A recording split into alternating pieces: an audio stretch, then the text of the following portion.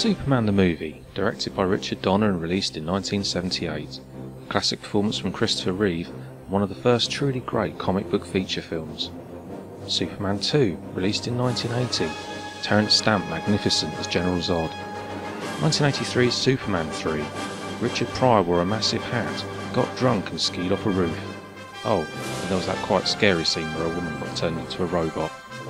Then, in the mid-1980s, the rights for Superman were bought by Cannon Films.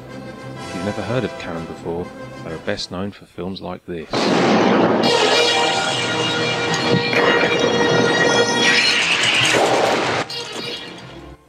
But with the rights to Superman, Cannon aimed to break into big-budget A-picture territory with Superman 4, The Quest for Peace.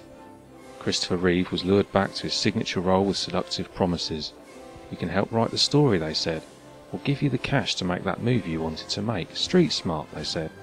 "And who knows, if this one's a hit, maybe you can even direct Superman 5. The starry supporting cast was reassembled. Margot Kidder as Lois Lane, Gene Hackman as Lex Luthor, Mark McClure as Jimmy Olsen. Sidney J. Furie, film directing veteran of the Ipcress file, was brought in to direct. Christopher Reeve helped come up with a story which involved Superman throwing away all of Earth's nuclear weapons, only for Lex Luthor to make Nuclear Man, a supervillain with powerful fingernails. There was only one black cloud on the horizon: the budget. The first Superman film was made for $55 million. Superman 4's budget would ultimately cost around $17 million. Obviously, you have to save money somewhere, so what do? Cut back on the special effects. Use copious dollops of stock footage. Hire a former nightclub bouncer as your hunky villain, Nuclear Man. Instead of filming your outdoor scenes in New York, film them in Milton Keynes. You've probably never heard of Milton Keynes before, so if not, here's a bit of background. You've never seen anywhere like it. Central Milton Keynes. Milton Keynes is a large town in the UK just outside London, population about 232,000. It has quite good shops. It has a place where you can go skiing.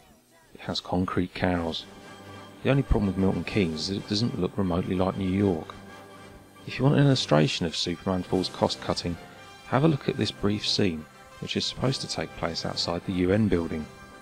Well, that UN building is actually Milton Keynes train station.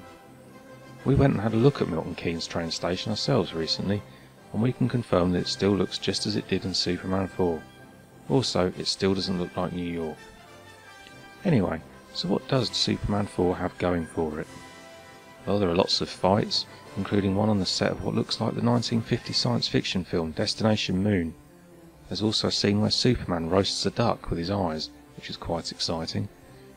Overwhelmingly though, Superman 4 is a bit of a mess, and the critical response was one of scorn. Today, it's widely remembered as the most inept and least successful Superman film yet made, with a dismal box office total of around 15 million. Needless to say, the planned Superman 5 never happened, and the franchise was banished to the Phantom Zone until Superman Returns came out almost 20 years later. So is Superman 4 a complete waste of your time? Well, probably, but there is one scene that still shows a glimmer of the old Superman magic. No matter how few minutes I saw him for, it always made me happy. And I would tell him that I love him, and that I'll always love him. Oh, and also the bit where Superman roasts a duck. Superman 4 may have tanked at the box office, but we'll always have that lovely roast duck.